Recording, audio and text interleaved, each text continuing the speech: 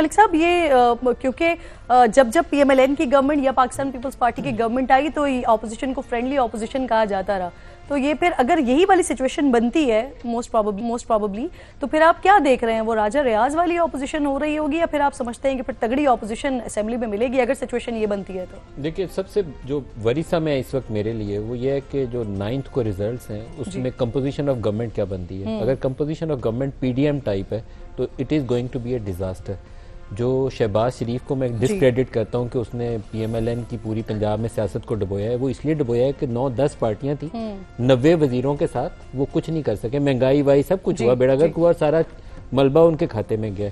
अगर ऐसी हुकूमत दोबारा बनी तो वो दोबारा एक डिजास्टर होगी, उसमें डिसीजन मेकिंग नहीं हो सकती, उसमें अपने कोलिशन पार्टनर्स को खुश करने की कोशिश की जाती है।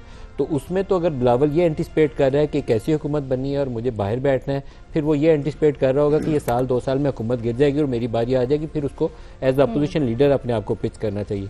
लेकिन पाकिस्तान का मुफाद ये है कि इस वक्त एक स्टेबल गवर्नमेंट आए, जो इकॉनमी बेसिकली आपका जो पूरी दुनिया में हमें भिखारी बनाया ना, इस वक्त हमारी इकॉनमी ने बनाया।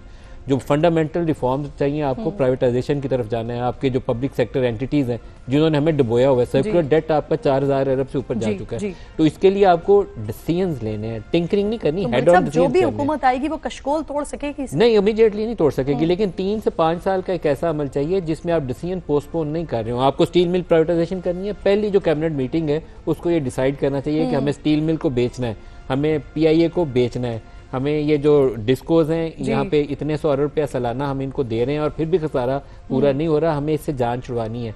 बिजली की कंपनियों को हम टैरिफ बढ़ाने के बावजूद लोगों को जलील कर दिया, इंडस्ट्री बंद करा दी है, इनकी अभी भी कॉस्ट पूरी नहीं हो रही, तो इनमें हमने प्राइवेट मैनेजमेंट लानी है। You have to take this decision, और ये पहले दिन अगर नहीं लेगी जो भी हुकूमत आएगी, वो नवाज शरीफ हो या कोई और हो, तो साल 1.5 साल के अंदर पीडीएम से ज्यादा रुसवाई का शिकार होगी। अगर आपने वो पेनफुल डिसीजंस डे 1 पे ले लिए, मैं ये जो भी गवर्नमेंट है, इनकमिंग गवर्नमेंट, उसके लिए ये मैसेज है, अगर वो पहले दिन हुकूमत ये फैसले ले लेगी तो साल 1.5 साल के बाद वो फ्रूट्स हुकूमत भी लेगी और पाकिस्तान भी लेगा। अगर डिसीजंस पोस्टपोन करेंगे, आके पहले दिन बताएंगे हम 100 यूनिट वालों को बिजली फ्री दे रहे हैं, दिया नवाज शरीफ ने आपको, फिर ये डुबोने का रास्ता है, ये पाकिस्तान बचाने का रास्ता नहीं।